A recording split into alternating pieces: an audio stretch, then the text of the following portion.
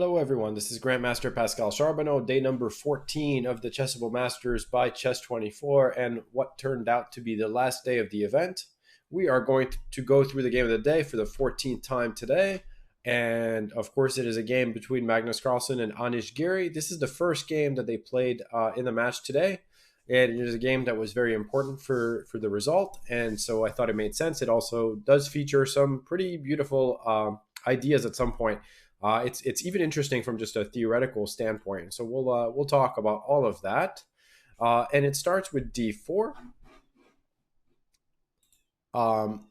Magnus has kind of been playing a lot of different things in these online events. So he's definitely a tough one to target. And Anish in this game, so yesterday they played an Nimzo. But today Magnus plays knight f3, so instead of knight c3, so there's no Nimzo, and they get into this this variation, which can lead to either what they call a Vienna with pawn takes c4, or this variation, which frankly I'm not sure what the name of this one is, but there is a lot of theory with this move. After c takes d5, knight takes d5, and Anish Giri has a lot of experience with this. If you recall, he actually played a game in this very event against Jan Nepomniachtchi where he had the white pieces, and it was in this variation as well. So Jan Nepomniachtchi has been playing this too.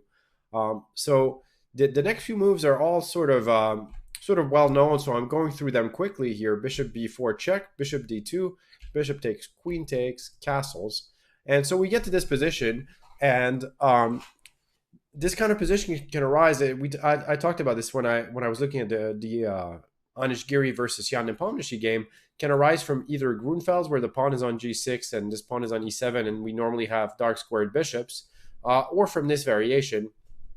In both cases, white has a very nice, pleasant center, but the question is whether black will be able to play get the play towards an endgame where they have a queenside majority here with the 2 against 1, and whether they can put pressure on either of the d or the e pawns with the bishop on b7, the knight on f6, or on c6, a rook on d8, things like that. Meanwhile, what is white trying to do? Well, usually white will ultimately try to play for a kingside attack. If you notice right now, there is no real defender on the kingside for black, so you can easily see a position where white can bring a bishop, a knight into the attack, the queen can come in, and possibly a rook, right? So white has the potential to bring a lot of pieces onto the king side quite easily. And so usually this battle, which is more of a strategical battle sort of revolves around those concepts. So here Magnus plays bishop c4. He actually had a game in this position where he played bishop d3 on the Magnus Tour when he was playing against Jeffrey Seong. But bishop c4 is the most common move by far. Knight d7, castles, b6. So this is the normal scheme of development for black. And now what Magnus does is very, very standard as well. Rook to d1. The rook is very useful here. Bishop b7. And now rook e1. And you can play rook e1 first or rook d1. It doesn't really change too much. Rook c8, bishop b3. And now Anish plays rook e8, which is also I believe the most common move in this position. And so now white has a wide array of options here. From h4 has been played recently. There's the move d5, which is a pawn sacrifice. We'll look at this idea with d5 followed by e5. Actually, after ed, white has 2 legitimate options. They can take with the pawn, and this kind of position is one kind of position that white can get. In fact, that's the type of structure that they had in the Anish Giri against Jan Nepomniachtchi game. But the other idea that white has is to play e5, which in this particular instance is not the best if you play d5 right away. But white also has tried a lot of sort of semi-awaiting moves like h3, and then when the knight comes to f6 to attack e4, then they play queen f4 and sort of play a semi-waiting game, waiting to decide whether they want to go for this plan or not. What else? Yeah, and h4 is sort of a similar idea to h3, which is now popular because these all these H pawns, trying to weaken, soften up the black king side, so to speak, are very popular these days, with the engines usually favoring them as a as decent ideas. So, but here Magnus goes for a different plan, one that really has not been played very often. He plays rook e3. And so it's a little bit of a mysterious move. There's a couple of things that it does, though. Number one, well, we talked about a kingside attack, and in the case of a plan like d5 and e5 happening, the rook is very well placed to come to either g3 or the h3 square. That's number one. One negative of it, though, is that it actually blocks the path of the queen. And so what it means is that when black plays knight f6, white doesn't have the option to play queen f4 as they normally do in this variation. So it is sort of even though it's not obvious that it's a move that goes towards a pawn sacrifice, it does kind of make it clear that that's what white's intention is. And that being said, Anish decided to challenge Magnus here and play knight f6 and say, okay, well, I think you want to sacrifice a pawn. Let's see if this is actually really good for you.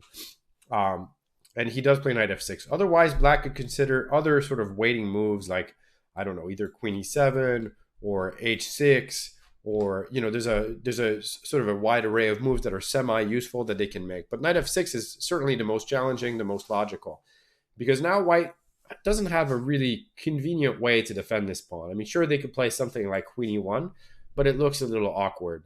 Queen e1 or queen e2, all of these look. Queen e2 actually kind of allows knight to g4 with the idea of bishop a6 on rook d3. So that's why, queen e1 is a move, but it doesn't look that natural. So clearly Magnus's idea was to play this.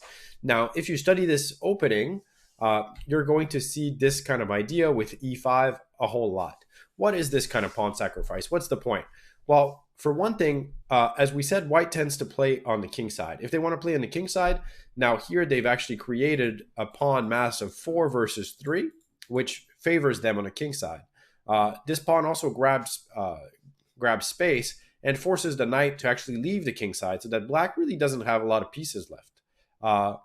Finally, it creates a nice outpost for the knight on d4, and potentially a nice diagonal here on c2 for this bishop. So it's got ideas, and the knight on d4 with rook g3, knight f5, queen coming this way is a very logical plan. That being said, it is, it's a pawn, it's a center pawn, and black does get a square for his knight, so it's not all is so clear. So he plays knight e4, queen e1. So this is one of the sort of hidden points of this move, rook e3, which was not obvious from the beginning.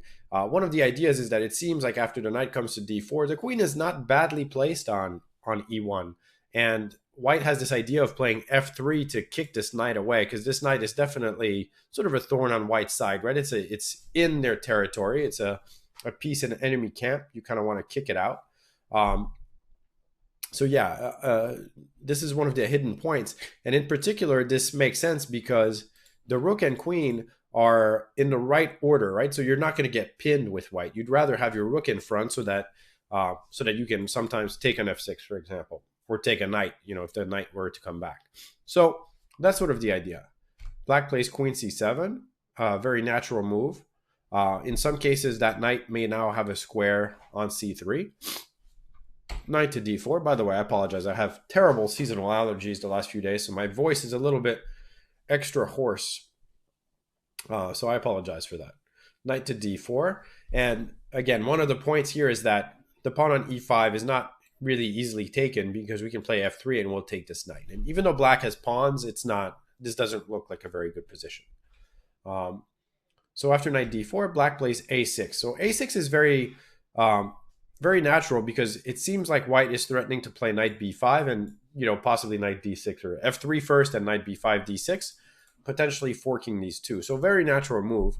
But given that the game it seems like it gets a little bit tough, it would be possible to look at all kinds of alternatives that might be a little bit more direct. Or one of the ideas is to play, for example, I looked at queen c5 with the idea that on f3 we'll put the knight on c3, and so that was interesting. And then we might support it with b3, b4, and I'm not sure if it's entirely clear that this is better than what Anish did, but it does seem like the knight on c3 at least poses a bit of a distraction, right? It feels a bit more active.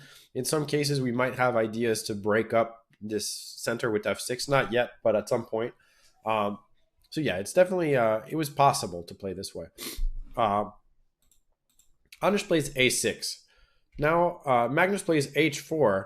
So it's a move that is useful. He's actually taking his time, kind of keeping f3 in the bank, and what seems to be a good move. Black plays rook d8. He figures his rook is not that helpful on c8. Now, and in some cases, I think he was preparing bishop c8 if the knight comes to f5 to try to have a way to kick that knight out without playing g6, which g6 causes all these weaknesses on the dark squares. So a normal move, but again, it seems like maybe it wasn't quite as active as he needed to be. And once again, you could try something like b5, and on f3, knight c3, followed by b4, and maybe that's a better way to try to fight. I mean, I'm not saying that this is easy, and especially with the time control that they have, it's not at all. But maybe this position is a bit more counterplay for black. Trying to play a4, b4 than the game. Because in the game after rook cd8, now Magnus plays f3. The knight is forced to go back. Now only has one square. Knight c5, h5, and so already it's pretty scary position for black. And of course, black is up a pawn, so that's their main trump, right? It's clear that white's going to have play. Magnus is not sacrificing a pawn for absolutely nothing, but it just seems like a scary position now. Knight f5, queen g3. You never really want to be forced to play g6. It's a scary position. So he goes knight e6. Knight e6 tries to trade the knight and also covers the g7 square. Knight f5. Of course, Magnus doesn't want to trade or let him trade this knight. d4. So d4 is sort of a way to return the pawn to try to get some breathing room. Clearly, Anish felt like his position was somewhat critical here. So let's look at alternatives. Like, let's say he plays h6. So h6 is just a move to prevent h6 and try to do something useful. White would probably play queen g3, threatening knight takes h6, king h8. Let's say to get out of that pin. And now white has a few different ways to play. But one thing I liked was the move f4, and the idea of f4 is to play knight d6. So if we play knight d6 right away is also possible actually.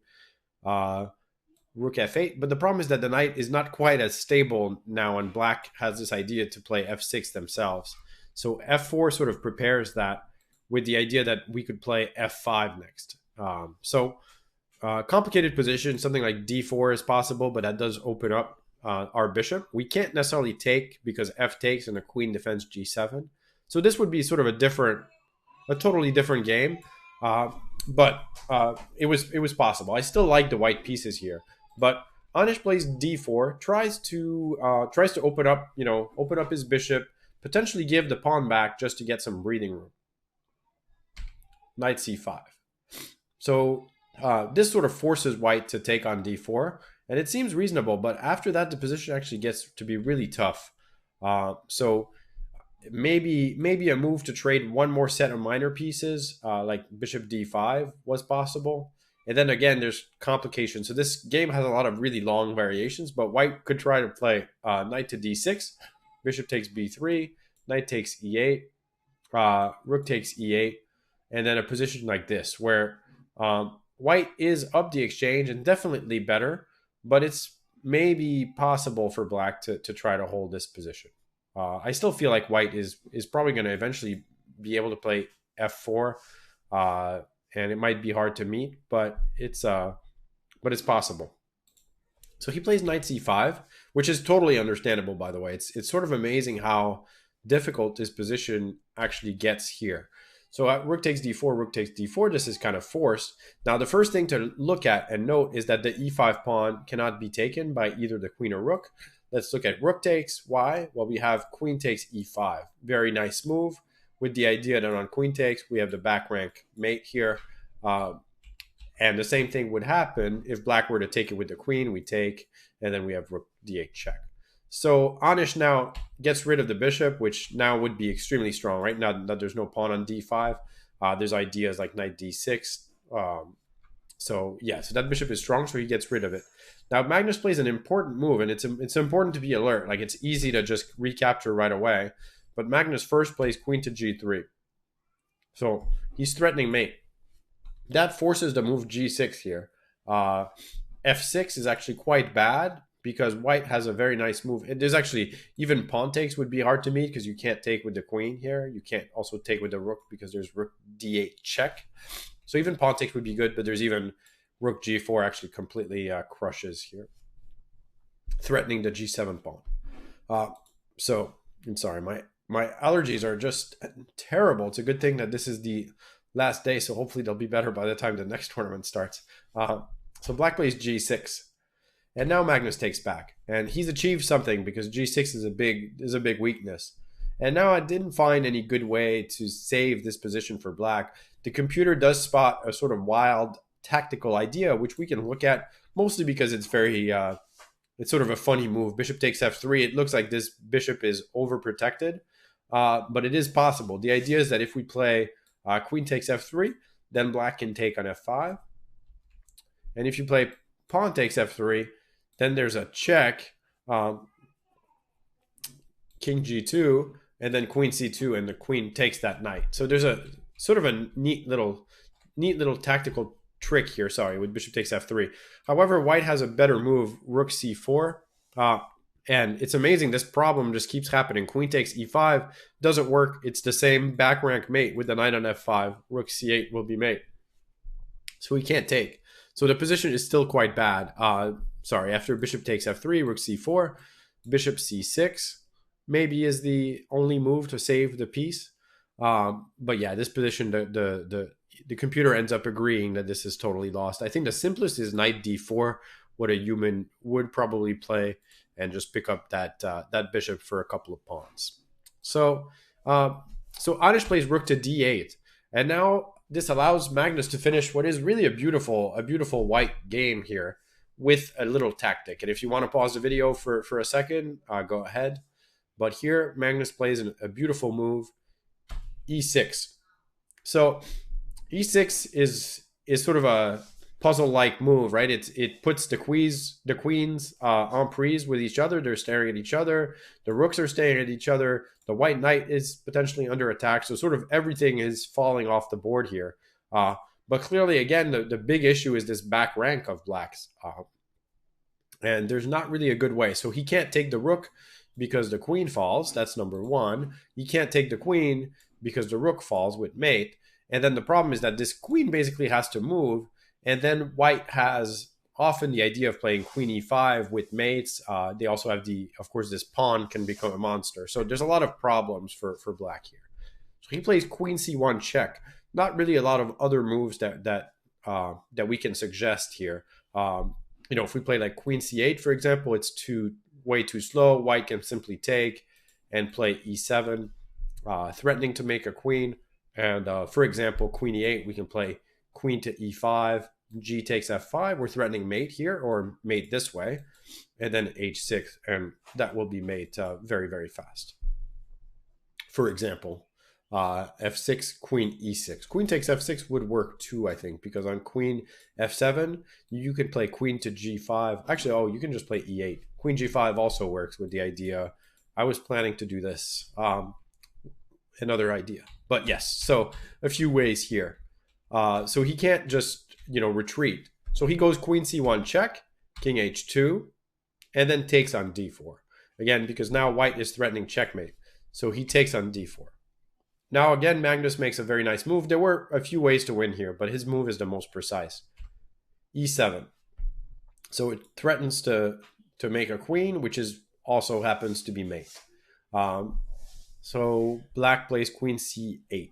Not really any other moves nothing that would change anything here. Bishop c6 doesn't work because the check on b8 will be mate.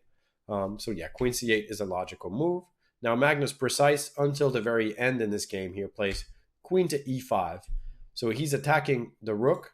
Of course, he could potentially have taken it. This is still a very good position for him. But queen e5 is amazingly strong because it threatens queen g7 check, and it threatens to make a queen. And so here, really, black can resign, but he played rook h4, which is a good trick. And Magnus simply plays king g3, gets out of the check with his king. This way, the two threats remain, right? Didn't want to move his knight away. And here, Anish just resigned because there's really no defense. The problem is that you can't only sacrifice the queen. You're also losing the rook. So because of that, it's really too much material. So this was probably the key game in this match. Magnus with a big win. He managed to draw the last three games. Although, as he said himself in the interview, Anish actually had three very good games and was very close to winning in two of them, and especially the very last one, Anish had excellent winning chances. I mean, was winning basically until the very last couple moves. So it was a tougher match than it looks, even though it looked, if you're just looking at the score, it looks like pretty smooth for Magnus today. But it was really not that easy. So was an amazing tournament, sort of an amazing final between two friends and rivals. And yesterday went all the way to tiebreak with a sort of shocking win for Anish at the end. And so with this, it's going to conclude our Chessable Masters by Chess24 coverage. I hope you enjoyed these game of the day. Slightly different format this time around. We also did blunders of the day, tactics of the day, end games of the day, depending on what I saw and what I thought would be the most interesting and the most teachable moments that were happening. And so, yeah, hopefully everybody got a little something out of it. And we will be back very shortly with the Legends of Chess tournament in just a few weeks. So stay with us on Chess24. We got a lot of action coming up, and it was a pleasure to speak with everybody during this event. I'll see you all very soon.